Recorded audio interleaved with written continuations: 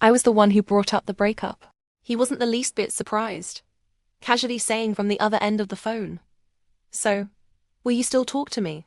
Suddenly, I remembered his mocking words. "You don't love me, you're just being overly sympathetic." "No, I won't." After staring at someone for so long, even I could hardly tell anymore. Was it love, or obsession, or habit, or just an overflow of sympathy? Raindrops hit the glass window, flowing downward. Outside, the world was grey and hazy, and I was reminded of our first meeting. The rain was heavier then, and the boy in the rain cried even more miserably than I do now. I was 8 that year. Song-yu was 10. His family moved in next door and we became neighbors. The rain that day was heavy, painful where it struck the skin. The woman in the rain was completely drenched, her hair tie broken, hair disheveled, strands clinging to her face. The woman was strong. She tensed her muscles, clenched her jaw, and moved the furniture piece by piece from the truck with all her might. Song-yu cried out in the downpour, tugging at the woman's clothes, only to be shoved aside and left sprawled on the ground, ignored despite his suffocating sobs. Sitting on the doorstep with a milk-flavored lollipop in my mouth, I watched the new neighbors. No man in sight. The woman looked fierce. The boy's cries were piercing.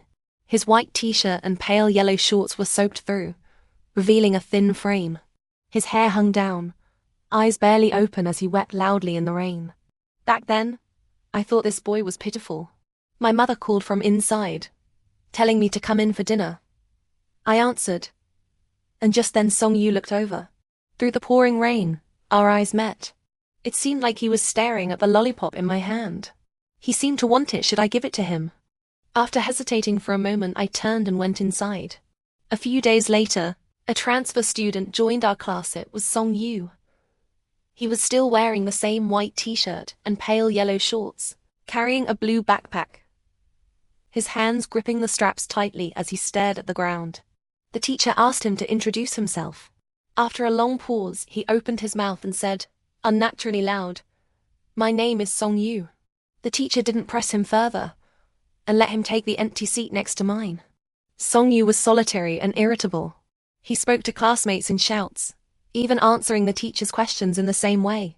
Neither the students nor the teachers liked him. Whenever I looked at him, I remembered the scene of him crying despairingly in the rain. He seemed so pitiful, like a hedgehog covered in thorns. The old houses in the alley had terrible soundproofing. At home, we could always hear the woman yelling at and hitting Song-yu. Even my parents felt sorry for him. But my family had already bought a new apartment, still under construction. For the next few years, we had to make do in this old, worn-out alley. My mother would gently stroke my head and tell me that once I started middle school, we could move to the new home. My father sat on the sofa reading the newspaper saying, "I really want to move soon. That crazy woman next door makes so much noise every day." One night, the sound of something shattering startled me awake. Listening closely, I heard the sound of a door opening and closing next door, followed by low sobbing. The boy seemed to be crying with his mouth covered, but the sound was still sharp to my ears. Tossing and turning, I couldn't fall back asleep. It was raining outside again. Almost instinctively, I picked up an umbrella, tiptoed out, and sure enough, found Song-yu. I held the umbrella over his head. Song-yu was crying miserably, his eyes wide with surprise and fear as he looked at me. Turned out, his mother had kicked him out.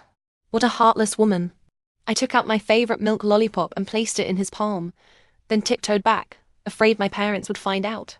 After that, Tang Qin and Song-yu developed a strange, tacit understanding, waiting for each other to walk to and from school together. We didn't talk much, but Song-yu no longer seemed so distant toward me. The years flew by in the blink of an eye. Soon, it was time for the middle school entrance exams. Both Song-yu and I did well, getting into a key middle school and placed in the top class. The middle school was far from home, so my parents bought me a bicycle. I stumbled through learning to ride it, wobbling my way to school, while Song-yu was late. For the next few days, Song-yu continued to be late. The teacher got angry, scolding him harshly in front of the whole class. Song-yu flared up too, snapping back at the teacher and throwing his textbook. Song-yu's voice was changing, sounding hoarse. Every shout or roar made everyone nervous, afraid he might do something drastic. Songyu's mother was called to school, and he didn't come to class that day. When I got home, I could hear Songyu arguing with his mother from afar. Songyu roared, fought back, and the more he resisted, the more the woman hit him with a stick. Neighbors came to intervene, but the woman's door was shut tight, so they left grumbling. I don't know how long Songyu screamed heart-wrenching cries that made my nose sting, and tears flow uncontrollably. That night, I sat in the storage room, lost in thought. A small lamp in the room cast a soft yellowish glow. Through the window, a crescent moon was visible.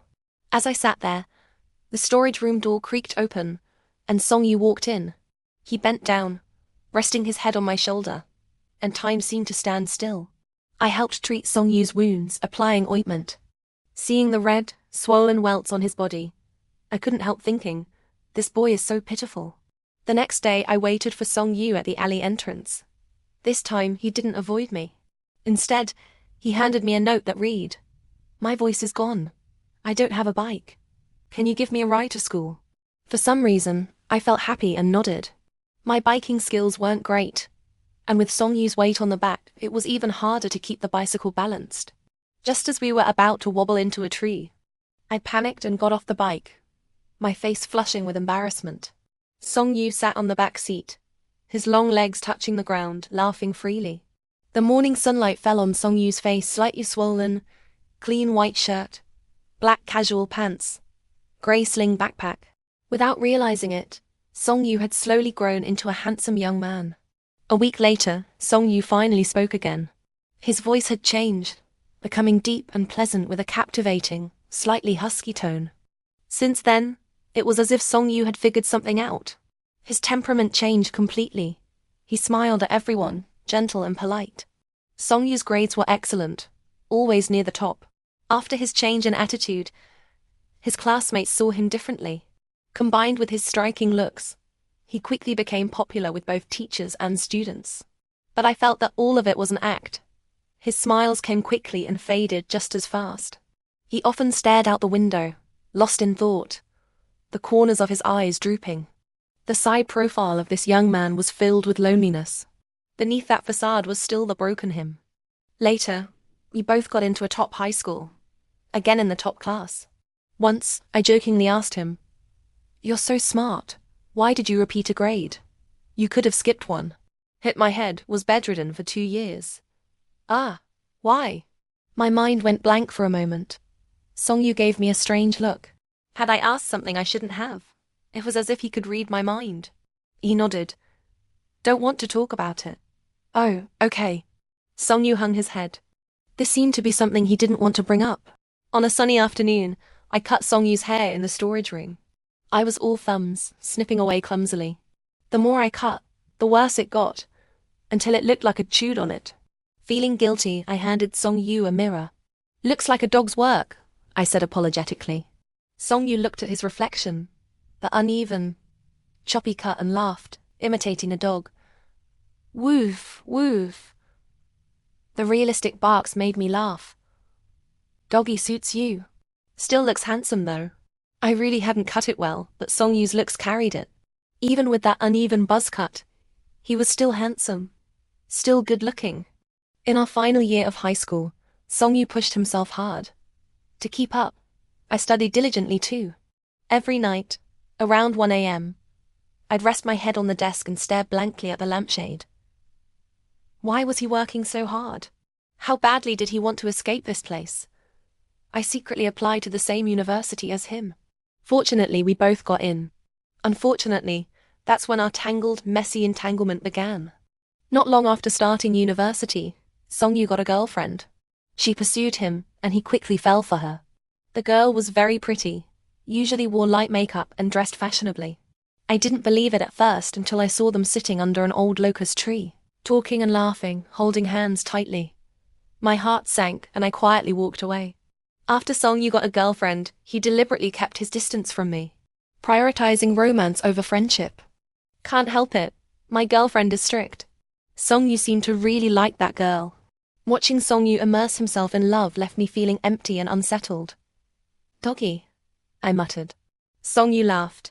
Woof, woof, woof.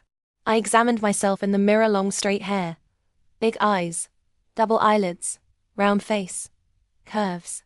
A bit chubby, a bit plain. I thought of Songyu's girlfriend's tall, slender figure and decided to lose weight. So, I started a diet and exercise plan, cutting back on food and running laps. I was full of motivation, as if losing weight would somehow grant me something, as if I still had a chance. But one day, Songyu told me they had kissed. He said it felt wonderful. He was still lost in that sweetness, reminiscing. My lips twitched. Seriously, I didn't want to hear the details. Songyu even asked me what gift he should give her for her upcoming birthday. Songyu walked away, half convinced. After school, I ran lap after lap on the sports field. Dark clouds gathered, and soon it started pouring. My heart ached. Thinking about them kissing made it worse, and I couldn't stop myself from imagining it. Songyu came running over with an umbrella, sheltering me from the rain and urging me to go inside.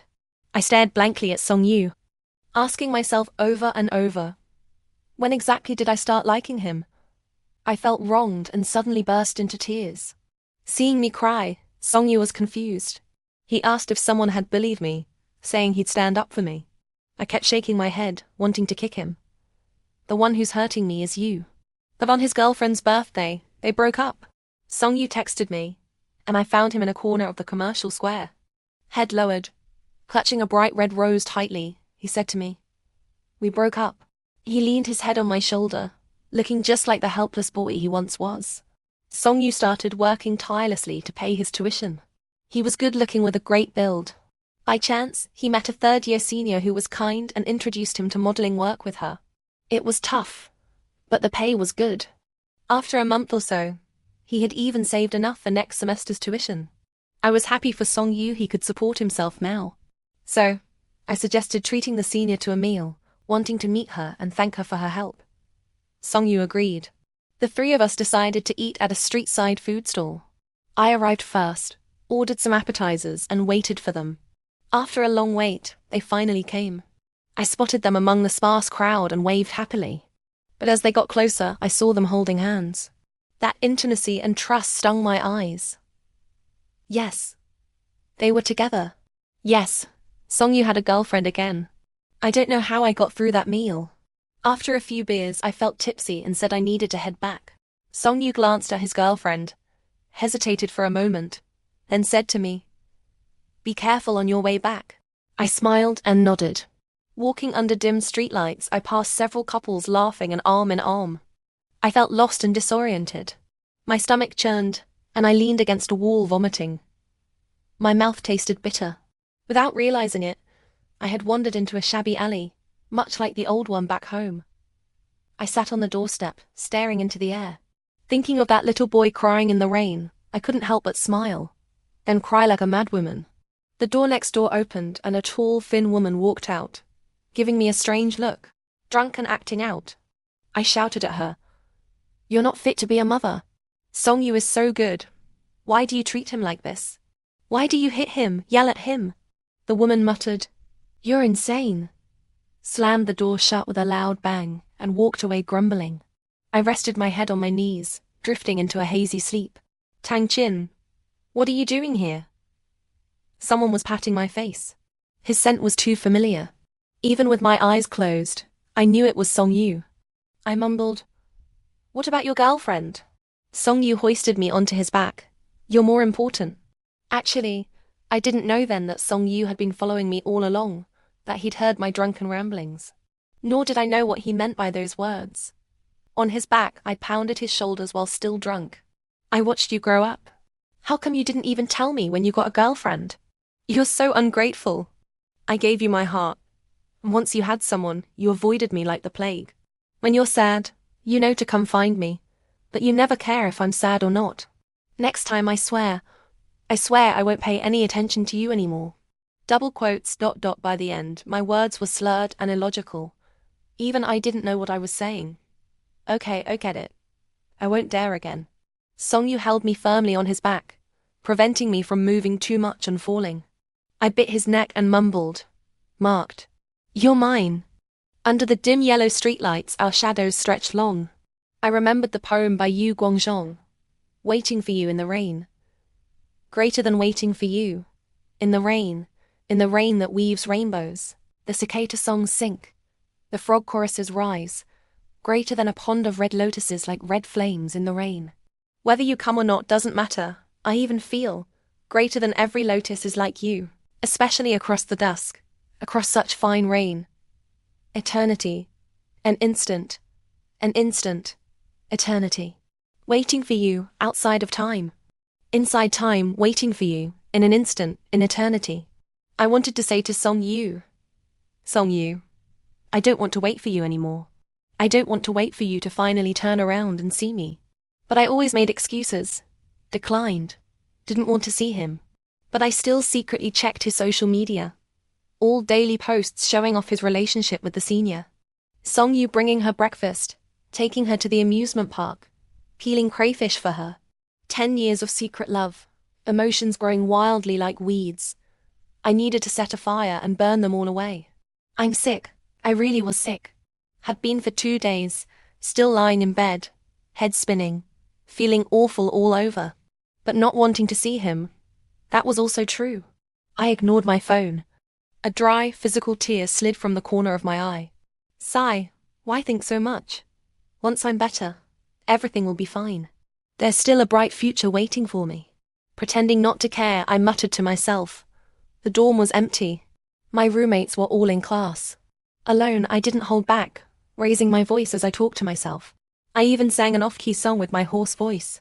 Come on, be merry. Anyway we have plenty of time. Come on. Love, anyway we have plenty of folly. Come on. Wander, anyway we have plenty of directions. Come on. Be outrageous. Knock, knock, dot, dot.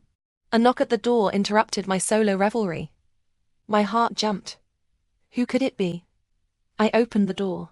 Song Yu still kept the buzz cut style. That year, I gave Song Yu a messy, uneven buzz cut, but he thought it looked good. For all these years he kept that style, growing more handsome and charming with it.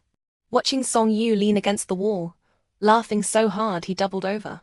I was so embarrassed I could have dug the Great Wall with my toes. My face flushed red down to my neck.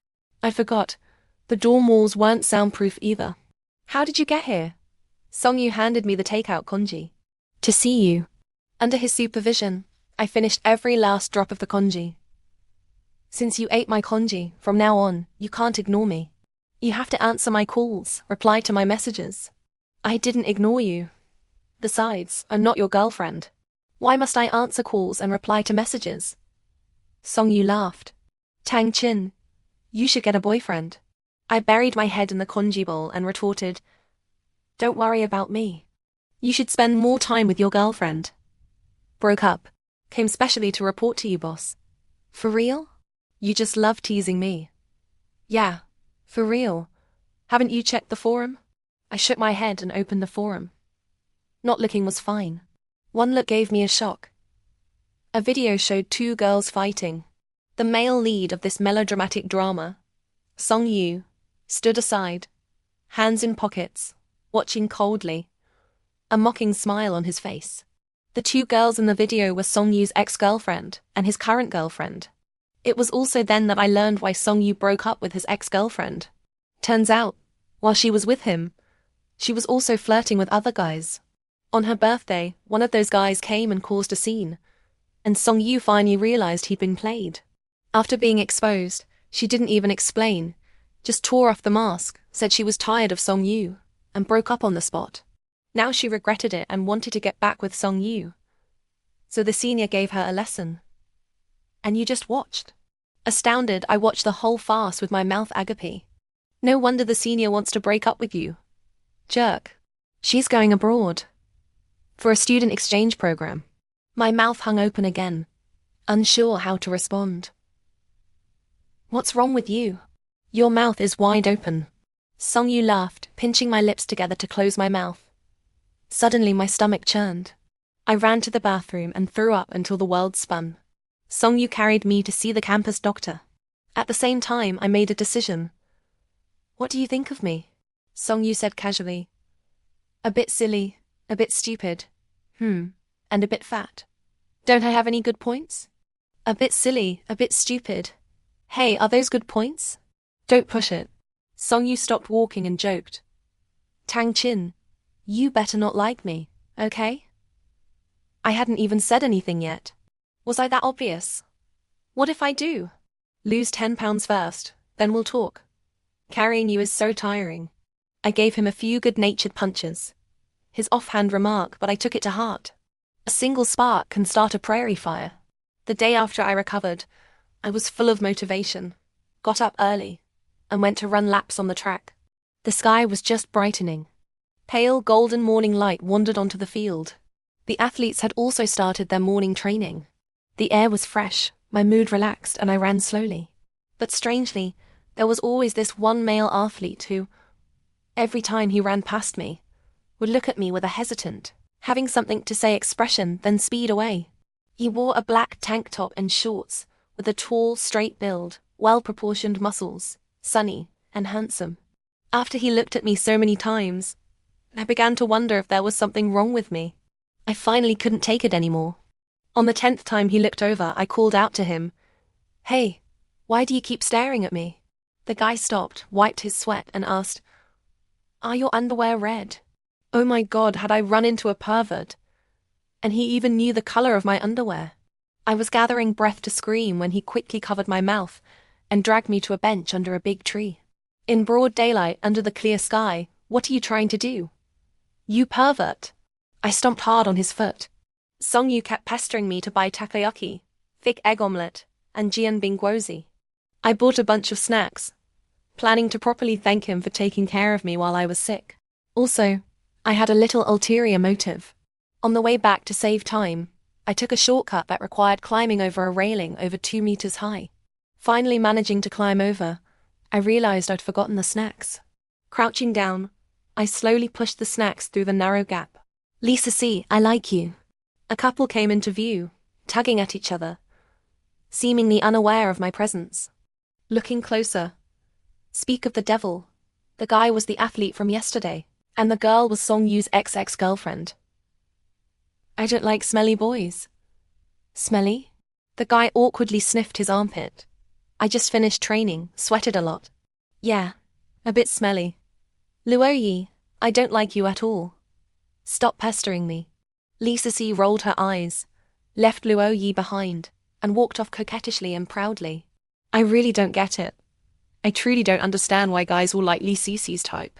Luo Yi turned back dejectedly, bumped his head into a tree, kicked it angrily a few times, and only then noticed me crouched on the ground maneuvering my food. Our eyes met.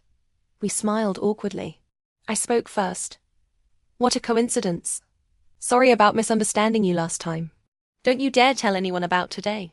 Luo Yi also crouched down, face close to mine, threatening me. "Quite concerned about face, huh? Sure. And you don't tell anyone about last time either. It was just a hole in your pants, no big deal. Let me tell you, once during hurdle training, I wore a random pair of pants. The quality was terrible. I exerted myself and the whole crotch split open." "Huh? Really? Just kidding. How could that happen?" Luo Yi picked up my food with one hand, grabbed the railing with the other, his agile body drawing a beautiful arc in the air, as he landed cleanly on the other side. "Here. Junk food. Eat less. Good for your health." Luo Yi handed me the snacks, clapped his hands, and walked off again. This guy, the legendary, all brawn, no brain, huh? I have a body type that gains weight easily but loses it with difficulty. Fortunately, I have perseverance, and Luo Yi was enthusiastic enough to offer guidance. So my weight loss plan showed some results. Every time I successfully lost a pound, I text Song Yu to share the good news. "Congratulations. Let me treat you to something good." Then Song Yu would take me out for a big meal. Seeing a table full of delicious food, I'd swallow my saliva repeatedly while telling myself to resist the temptation. So happy. I lost another pound. Just 2 more pounds, and I'd succeed. I texted Song Yu again, expecting his reply. After a long time, he finally replied, but his message felt like ice water down my spine. Sisi and I are back together. I was so close, trying so hard to move toward him, yet he was deliberately pulling away. A sense of powerlessness washed over me. I sat in a daze on the stadium steps. Luo Yi also listlessly sat down beside me. He asked, "What's wrong with you?" I countered, "What's wrong with you?" He smiled bitterly. My goddess got back together with my buddy. His goddess was that drama queen, Sisi. I perked up at that. You know Song Yu? He's my roommate. Sigh, it's my fault for not explaining clearly. Actually, that day during the run, I kept staring at you not just because of the hole in your pants, but also because you looked familiar, like I'd seen you somewhere. Where have you seen me? On Song Yu's phone. He often looks at your photos and giggles. For a while, he even used an ugly photo of yours as his wallpaper. Ah, I thought he liked you. Sometimes I wonder if Song Yu had already found out that I like him. I also think maybe he liked me too. It's just that so many years of companionship made us both dependent. Afraid to take that step. Afraid we might not even be friends afterward. Our phones almost simultaneously received WeChat messages from Song Yu. Let me introduce you to a boyfriend. Let me introduce you to a girlfriend. We both replied without discussion. No need. Already have someone. Realizing it, we exchanged a helpless, knowing a bitter smile. Later, thinking back, fate is just that wonderful. Some things are perhaps predestined. Some people are destined to meet, just as some people are destined to miss each other. Sisi proposed a double date, choosing a mixed-gender hot spring for couples. Watching Sisi cling to Song Yu's arm, putting on an act as she leaned against him, her words dripping with provocation. It seemed she didn't believe that Luo Yi and I were really together. For once, we were united on the same front. If we were going to put on a show, we had to commit to it fully. It wasn't like we were desperate or unwanted, we could play the part of a loving couple too. So, during this double date, Luo Yi and I gave it our all, relying on each other's clumsy acting skills. I wrapped my arm around Luo Yi's, buried my head in the crook of his shoulder, and forced out the sweetest, most bashful smile I could muster. Luo Yi, in turn, kept his arm around my waist, calling me baby over and over. Every time Luo Yi affectionately called me baby, I couldn't help but shudder, feeling an urge to strangle him. In contrast, Sisi and Song Yu's interactions were intimate and natural. When we reached the hot spring, we changed into swimwear. Sisi, with her fair skin and pretty face, turned heads effortlessly. She was also incredibly confident in her figure, wearing only a few thin pieces of fabric that covered the essential areas, accentuating her curves, long legs, and ample chest. As for me, I wore the most conservative one-piece swimsuit, my chest nearly flat in comparison. Faced with such a contrast, all I could do was sigh at the unfairness of it all. As Sisi passed by us, she didn't forget to flash Luo Yi a seductive glance. And that hopeless guy couldn't take his eyes off her, practically drooling. I pinched his back discreetly, and only then did he snap out of it and look at me, wincing in pain. A bamboo curtain separated our pool from Song Yu and Sisi's. As soon as we stepped into the hot spring, before we could even relax, Luo Yi and I instinctively moved closer to the curtain, pressing our ears against it. Luo Yi's warm breath brushed against my face, making me uncomfortable. I pushed him away. If we don't stay close, they'll see through us in no time. Luo Yi was focused on peering through a tiny gap in the bamboo curtain, spying on the couple on the other side. I grumbled. I really don't get why guys like that type of girl. Liking her is pointless, she doesn't like me back. Luo Yi gave up on eavesdropping and leaned against the stone edge of the pool, sighing. I don't get it either, why do girls all like Song Yu's type? That guy is actually pretty weird. On the surface he seems open to anyone, but deep down he's cold to everyone. He's colder than a cold-blooded animal. Falling for him is just asking for trouble. He's like the snake in the farmer's arms, anyone who tries to warm him up will end up getting bitten. Don't talk about him like that. I heard you've been rejected by Sisi dozens of times. Why haven't you given up? She's all looks and no brains, and she can't make up her mind. And I won't let you talk about her like that either. When you like someone, you like all of them, their flaws included. You're hopeless. Have you read To Kill a Mockingbird? You actually read books.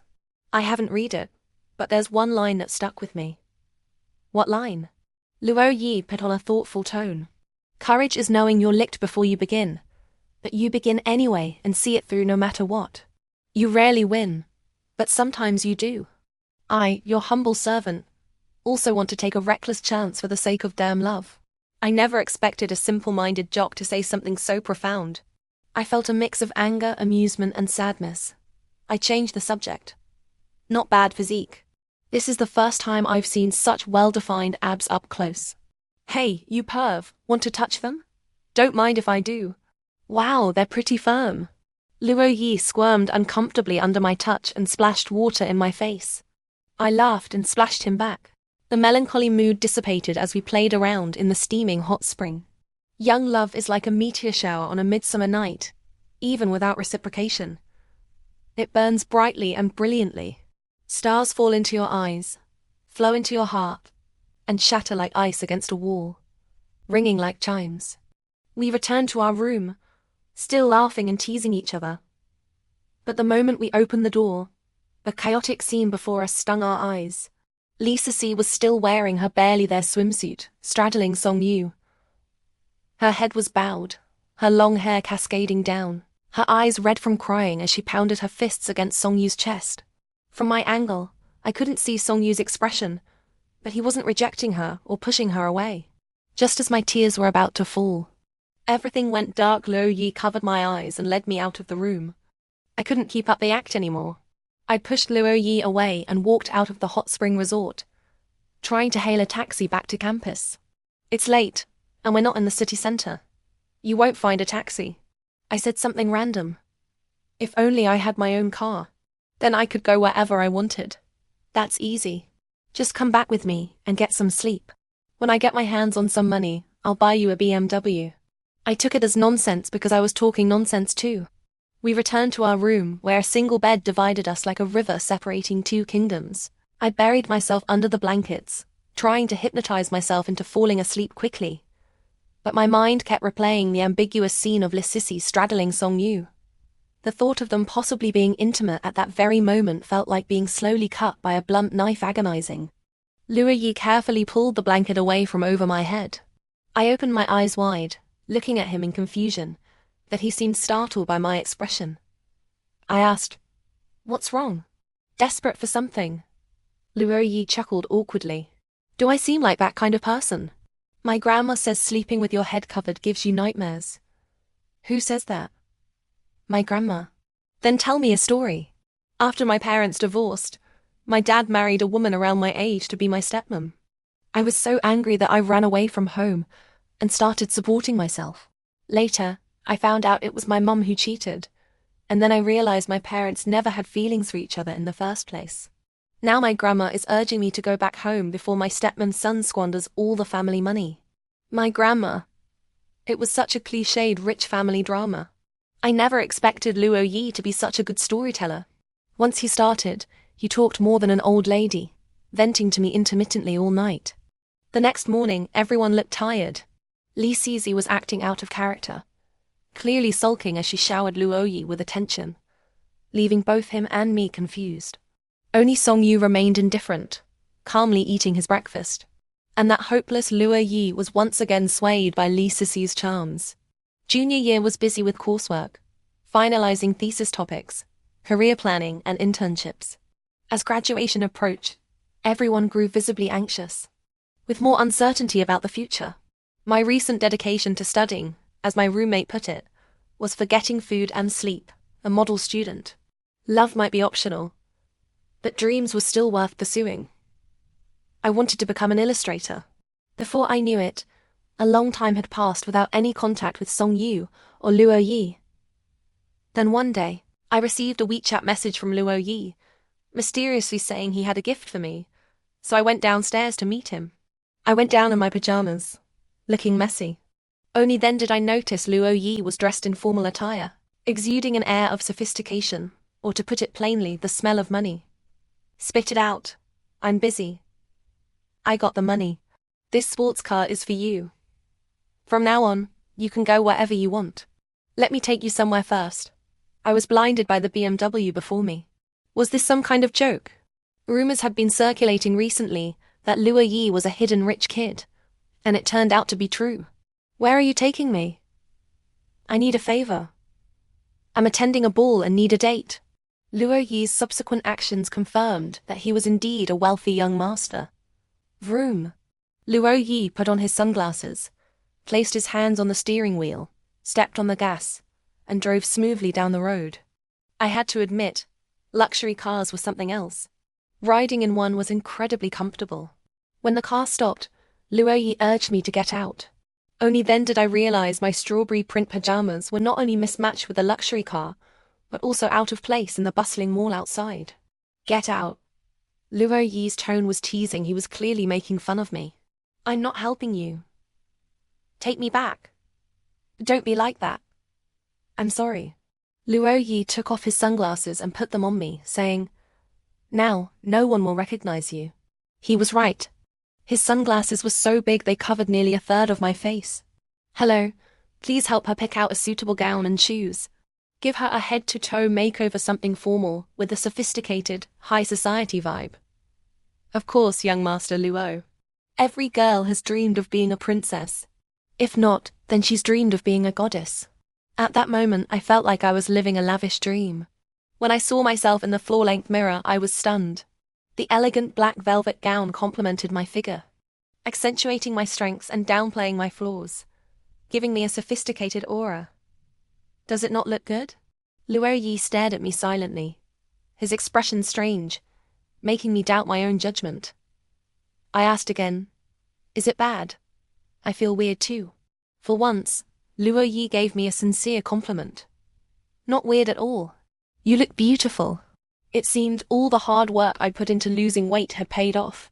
At that moment, I felt like I truly belonged in that elegant gown, discovering a different side of myself. Later, I found out Luo Yi had been using me back then. After he confessed, I pretended to be angry, but deep down, I was grateful to him. Ever since, whenever I hear the instrumental piece Reflection, tart at first but fading into blandness, restless but eventually calming down. Dressed in an elegant gown and wearing crystal high heels, I walked arm in arm with Luo Yi into the sophisticated ballroom.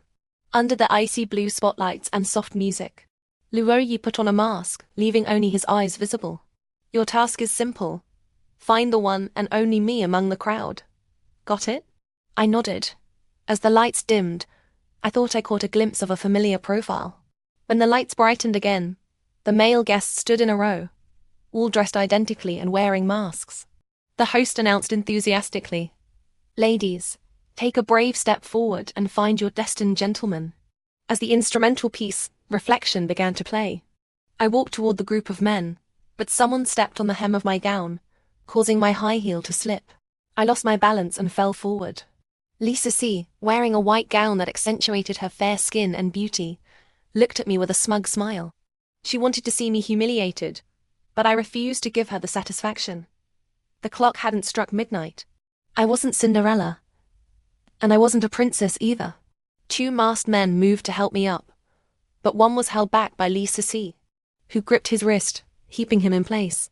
Disappointment filled my eyes as I calmly stood up and invited the man beside me to dance. I didn't really know how to dance, but he gracefully followed my clumsy steps, spinning me around. Woof! Woof!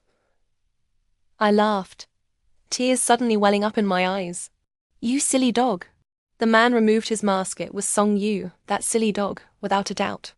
Maybe the music was too beautiful, the setting too perfect, Song Yu's expression too gentle, my heartbeat too rapid, and my breathing too erratic. He whispered softly in my ear, Tang Qin, maybe we should give it a try. I still can't bear to let someone else have you. I replied through tears and laughter. You'll have to work hard to win me over. I might be generous enough to consider it. Song Yu and I were like two parallel lines, always close but never intersecting. At that moment, we finally met. Back then, I thought it was the beginning of our happy story. Only later did I realize it was also the start of our growing distance. My embarrassing fall at the ball was captured on video and brought onto the trending list, with trolls in the comments relentlessly mocking me. I became infamous overnight. Just as I was scrolling through the comments, the video was deleted. Surprisingly, the incident didn't harm my reputation. Instead, it brought me unexpected benefits. Song Yu, eating an ice pop, said jealously, I never knew you were so popular. This unexpected outcome angered the mastermind behind it all, who couldn't sit still and came to confront me. I knew Song Yu and Sisi had broken up, but she still didn't realize that Luo Yi and I were just acting. Let me tell you the truth. I asked Luo Yi to trick you into coming. I promised him that if he could get you here, I'd agree to be his girlfriend. Sisi blocked my path, hands on her hips. The anger I'd been suppressing for so long finally erupted. Was playing with people's feelings fun? We grabbed each other and started fighting, our hair tangled and clothes torn. Sisi was surprisingly strong and knew how to fight. In comparison, I was at a disadvantage after all. I'd never been in a fight before. If you don't like Song Yu, why did you lead him on? Sisi, still gripping my hair, pushed me toward the edge, sobbing. Who likes him? That guy doesn't deserve it. I was just playing with him too. If you like him, I'll let you have him. I won't let you talk about him like that. Seizing an opportunity, I pushed back, pinning Sisi to the ground. Before I could retaliate, Luo Yi pulled me away. Luo Yi helped me up. Are you okay? None of your business. You should worry about your girlfriend instead. Are you crazy? You're my baby. Baby, let me see if you're hurt anywhere. Luo Yi affectionately tucked my messy hair behind my ear. Sisi's face turned green with rage. After Sisi stormed off, I pushed Luo Yi away. What was that all about? I'm sorry about what happened that day. It's my fault. So it was true? Sisi asked you to trick me into going just to see me humiliated. Didn't know she was planning to set you up, but I'm still to blame. Go ahead, hit me. Seeing his pitiful expression, I couldn't stay angry. Tang Qin, I know you hate Sisi. I know she has many flaws, but she saved me once. That year, at the sunny beach, I got a cramp and almost drowned. She pulled me out and gave me CPR. I can't bring myself to hate her. Your feelings for her are your business. What does it have to do with me? You're still angry. No, I'm not. There's no need. Your tone says otherwise. HMPH. Tang Qin, I know you like Song Yu. None of your business. I can help you test him. No need. We're sort of together now. I wasn't even sure if we were. Song Yu had never given me a clear commitment. Luo Yi exclaimed in shock. What? You're with him before even breaking up with me? I've been cheated on. Are you taking this act too seriously? Luo Yi sighed. What a shame. I wanted to give you a big gift before I left, but now there's no chance. Where are you going? To go back and inherit the family fortune. I thought I already knew Song Yu well enough, but I never expected this silly dog to be so good at flirting way too good. Holding hands, hugs, kisses, he handled everything perfectly, stirring up the calm waters of my heart into even greater turmoil. Often, I'd be blushing with a racing heart while he'd just smile breezily. But even though we were so close, it always felt like something was missing. When I said I was tired from walking, Song Yu crouched down in front of me, signaling for me to climb onto his back. I didn't hesitate and hopped right on. On his back, I lightly bumped my forehead against the back of his head. Song Yu laughed and asked, What's wrong? Were you this considerate with your ex-girlfriends too? My back is marked by you now. It's yours exclusively before, now and always. Nonsense. I tickled Song Yu's sensitive spots and he started running while carrying me, bouncing me around. I wrapped my arms around his neck, leaning against his back, and wondered again, what exactly were we missing? After graduation, we faced unprecedented challenges. Jobs were hard to find, salaries were low, and work was exhausting. Not long after, my parents found out about my relationship with Song Yu and firmly opposed us being together. Song Yu's mother also became more erratic, pressuring him constantly and making it clear she disliked me. But Song Yu never talked to me about these things, he always avoided such topics. I was just worried about him, but it only led to more arguments. One day, Song Yu suddenly laughed and said, Tang Qin, you don't love me. You just feel sorry for me. You're just overflowing with a savior complex. When we were together, we played a couple's mobile game. At first, we interacted daily, then weekly, until eventually, we hardly played at all. Our communication grew less and less, but my anxiety and worries only increased. After another argument, I stormed out, and once again, he didn't come after me. We had finally reached a point of no return. At a bar, I drank myself into a stupor. Someone took my glass away. I looked up, it was my boss. Back when Luo Yi was forced to go inherit the family fortune, by chance, I applied for a job at his company. So now he's my boss.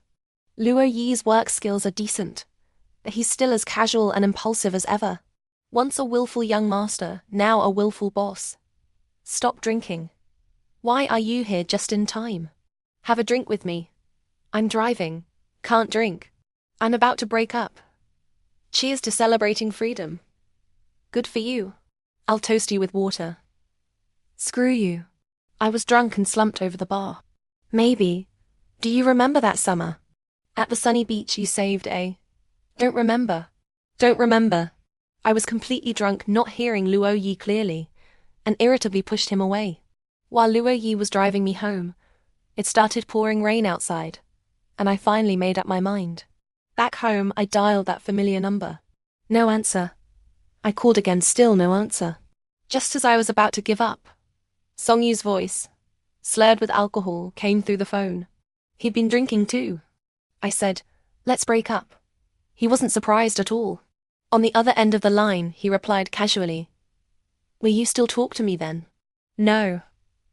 Outside the window, the rain poured heavily as I cried my heart out. I had crashed headfirst into this wall, and though I was bruised and battered, I didn't regret it. I tried my best and I have no regrets. This time, I really won't talk to him anymore, otherwise I'm a silly dog. After a night of heavy drinking, I woke up from the haze and realized it didn't hurt as much as I thought it would. Tapping my throbbing head, fragments of last night flashed through my mind. Did I cause trouble last night? After getting drunk, I saw a guy yelling at his girlfriend. I picked up a glass and splashed the guy's face, then tried to start a fight before Luo Yi stopped me. I hugged a big tree and kept banging my head against it before Luo Yi stopped me. I grabbed a traffic police officer's loudspeaker and started shouting nonsense before Luo Yi stopped me. Finally, I think I threw up all over Luo Yi, and on his car too. Luo Yi's probably going to kill me. Of course, I was also late for work. I walked into the office nervously, and when I saw Luo Yi's office empty, I let out a sigh of relief. Meiji, is the boss not in today? Looking for me? Get in here. Luo Yi's voice came from behind me. Under the authority of my boss, I obediently followed him into his office. Close the door. Boss, I really didn't mean it last night. You. Remember what happened last night? Strange, Luo Yi was blushing. Shouldn't he be angry? Luo Yi stepped closer, his 1.85-meter frame towering over me. I instinctively backed up. What else did I do last night? You dared to bite my ear. I had no memory of that at all, but seeing Luo Yi's ears turn red, he probably wasn't lying. Sorry, I forgot. Not acceptable, you took advantage of me and then forgot. What do you want then? Just then, my phone rang. It was Song Yu calling. Not answering? The air suddenly turned cold. Luo Yi glanced at my phone, his expression turning serious. Song Yu kept calling and messaging me out of habit. Unlike before, this time I ignored all of them. Maybe realizing I really meant it this time, he finally panicked. He sent me a message saying he was waiting for me downstairs at my company. Standing on the third-floor sky garden, I looked down and indeed saw a slender figure. Luo Yi appeared beside me at some point. Maybe you should meet him. Clear things up. Remember what you said back then. Arm in arm with Luo Yi, I walked downstairs intimately. Song Yu looked over. Clearly hesitant, but he still approached. Tang Qin, I need to talk to you. Too late. I don't want to hear it. Are you two together now? Song Yu's gaze fell on my arm linked with Luo Yi's, his voice growing hoarse. I didn't answer. I didn't want to soften my resolve. Luo Yi wrapped his arm around my shoulder, declaring his claim. Yes, we are. Even as we got into the car and drove away, he still didn't chase after us. When I returned to my apartment, I saw someone standing at my door slender, holding 2 containers of seafood congee. Tang Qin, I'm hungry. I bought your favorite seafood congee. Want to eat together? My heart softened again. I opened the door, turned on the light, and let Song Yu into my apartment. I'm not hungry. You eat. I know you're just acting with Luo Yi again to make me jealous, right? I was wrong. Please talk to me. Song Yu leaned in, his gaze soft as water, drawing closer until our lips were almost touching, but I turned away. Song Yu, finish eating and then go. The air grew quiet, filled only with the sound of our uneven breaths, heavy with complex emotions. Tang Qin, you're tired. Get some rest. I'll come see you tomorrow. I'm traveling for work tomorrow. Then I'll wait for you to come back. After a brief pause, I heard the soft click of the door closing. He was gone. The seafood congee on the table had gone cold. I threw it all away. After showering and lying in bed, my phone rang repeatedly. I thought about turning it off and just sleeping. But then I saw it was a message from my boss, probably should check it. Dozens of photos appeared in the transfer, followed by a final message. I took photos as evidence. Don't try to deny it. When I saw what was in the pictures, I wanted to dig a hole and bury myself. How could I have done such shameless things? Oh my God, I can't even look. I'm never drinking again. Delete those pictures now. Delete them? No way. Not in this lifetime. During my business trip, we encountered terrible weather. Flights were cancelled, and the airline arranged hotel accommodations for passengers. Due to limited availability, I ended up sharing a room with Luo Yi. That's right. I didn't even want to go on this trip. But my sly boss used my incriminating photos to blackmail me into accompanying him. And to make matters worse, we got caught in a rainstorm. Our client was already pressuring us, calling multiple times to ask when we'd arrive. I was growing anxious too, constantly checking the weather forecast and asking airline staff when flights would resume. Meanwhile, my boss was completely relaxed, lounging on the sofa, scrolling through his phone, and occasionally giggling. I strongly suspect he was watching something inappropriate. Talk about the emperor not worrying while the eunuch frets. I decided to stop stressing. It's not like we haven't shared a room before. I'm a gentleman, I won't take advantage of the situation. My lip twitched involuntarily. I didn't even want to respond. I'm going to shower first. Let's rest early tonight.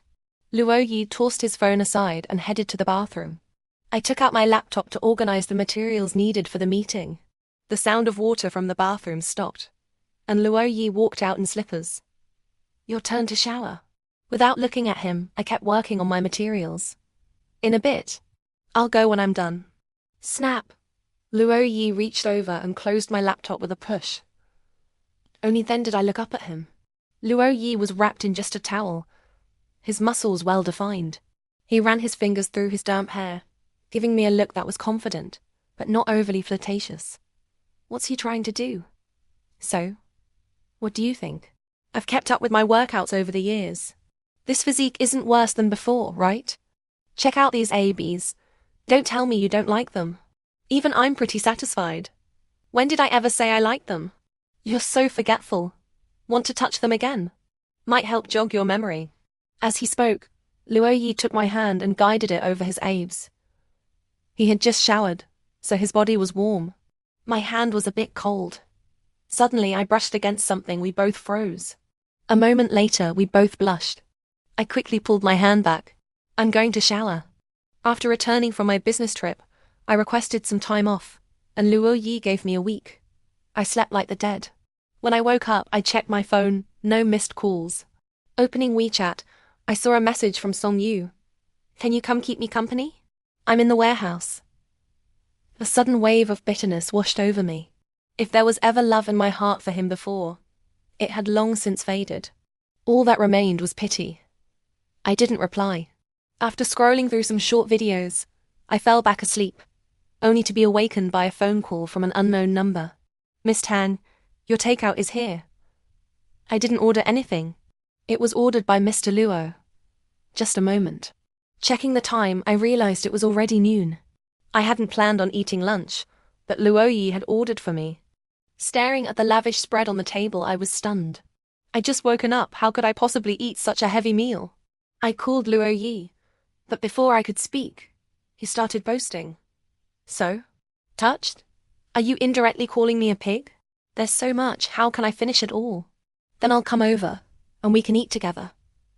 Just then, the doorbell rang again. I opened the door, it really was Luo Yi. I couldn't help but suspect he'd planned this all along. But during the meal, Luo Yi seemed preoccupied. When my phone rang again, he looked even more nervous than I was. "It's my mom." "You keep eating." I answered the call.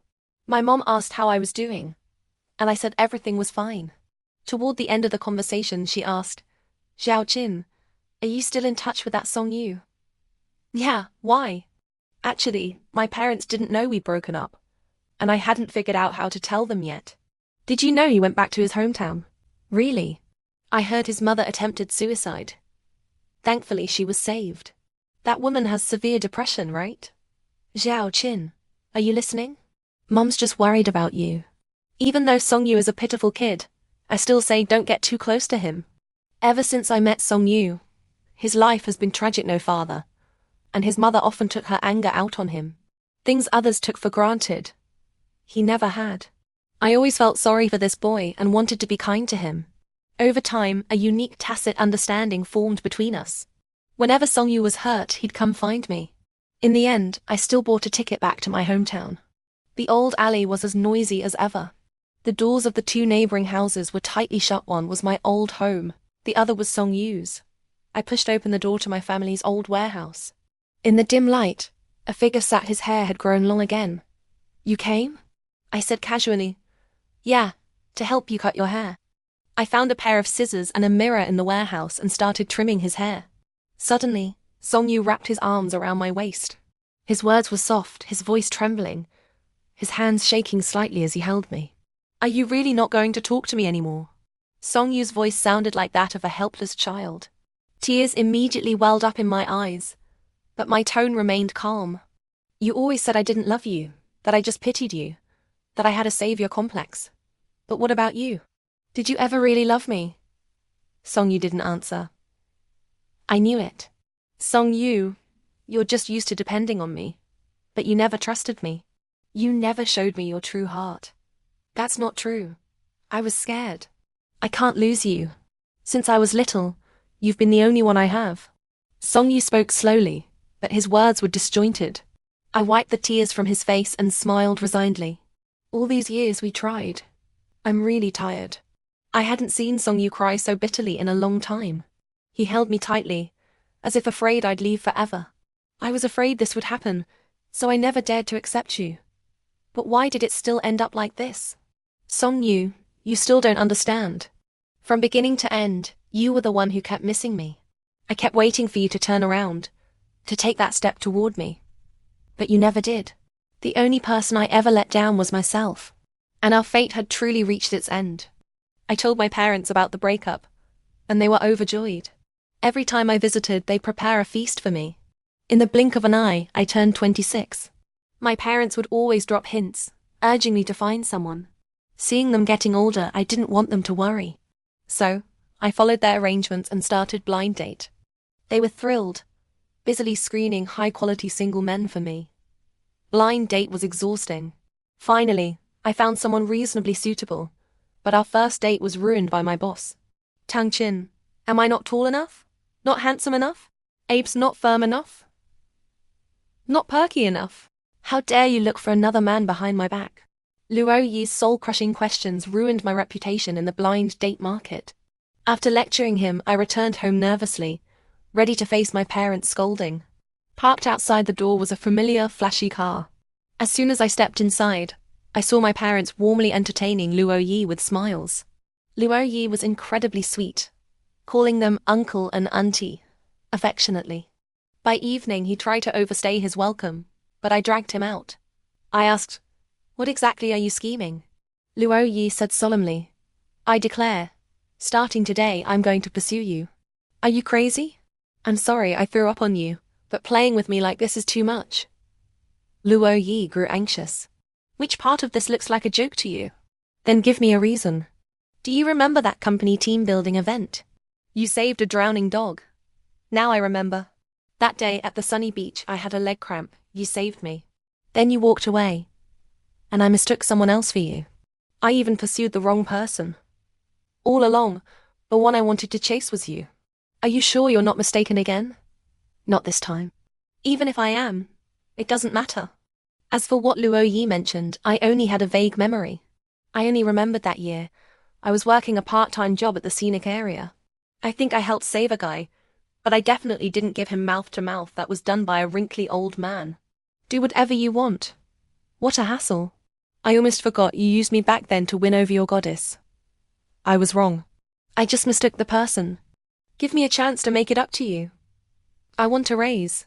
I want more time off. Luo Yi laughed. No problem. What I lack isn't money, it's your love. What you lack is morals and brains. I laughed too, urging him to hurry home. When Luo Yi proposed to me for the 99th time, I smiled through tears and nodded, saying yes. After getting together with Luo Yi, his skin grew thicker. He'd often come over to my place for meals. He even showed up on the second day of Lunar New Year, fitting right in, effortlessly handling the kind questions from all the aunts and uncles. It made things easier for me. I could just relax, watch TV, and play a supporting role. A mischievous kid from the family whispered in my ear, "Auntie, your boss is so handsome. He just gave us a Transformers set. Is he really your boyfriend?" "Yes, he is." "Auntie, you better keep a close eye on him. Don't let anyone steal him away." I patted the kid's head and laughed. "You little rascal, you know too much." Luo Yi's parents felt guilty toward him, so they didn't interfere with his relationships. When they heard I'd once saved Luo Yi, they became even warmer toward me. Actually, I wanted to say if saving someone's life means marrying them, Luo Yi should have gone after the wrinkly old man. So, I was lucky. Being with Luo Yi, a rich second generation, faced no resistance at all. On the day Luo Yi and I got married, a flower girl handed me a paper rabbit, saying an uncle had asked her to give it to me. Looking at this pink paper rabbit, I knew Songyu had been here. I took the pink paper rabbit, accepting his blessing. Epilogue. If I should see you, after long years, how should I greet you? With silence and tears. Many years later, I became a white-haired old lady. Luo Yi, blessed with less fortune, left before me. While sorting through old belongings, memories surfaced, and I couldn't help but feel 1,000 emotions surging through me. When I took out that faded paper rabbit, my grandson saw it and found it interesting. I let him play with it. Kids are playful. Once he got his hands on it, he started taking it apart. Well, since it was already demolished, let it be. I was tired too, so I walked unsteadily to the sofa to rest. "Grandma, there's writing on this." My heart skipped a beat. "Bring it here, let Grandma see." Using a magnifying glass, I examined it carefully for a long time before recognizing his handwriting. "Tang Qin, may you be happy forever. Si forever." Suddenly, I remembered something. With trembling hands, I re-downloaded that mobile game popular years ago and entered the password, Si forever. In that virtual world, there was still a Tang Qin and a Songyu. They grew old together, their story complete. The game showed the last login time, 1 month ago. All these years, Songyu had been continuing the story we once shared in the game. All those years ago, when I pressured him for promises, he fulfilled them in the game. How ridiculous, how sad. Recently, my hometown was scheduled for demolition. My daughter, worried about my health, told me not to go. But I wanted to see it one last time. When you grow old, you become nostalgic. The old alley looked even more worn. Most doors were locked. Nearing home, emotions made me hesitant, and my steps slowed. My daughter asked if I was tired. I shook my head. An old man approached trembling unsteadily, repeating the same sentence to his caregiver beside him. "Many years ago, I loved someone too. But I didn't dare. I was afraid of burdening her."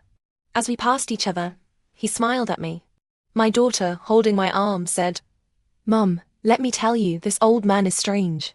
He always goes to our family's warehouse. He has Alzheimer's, doesn't remember anything, except this road and repeating the same sentence." End.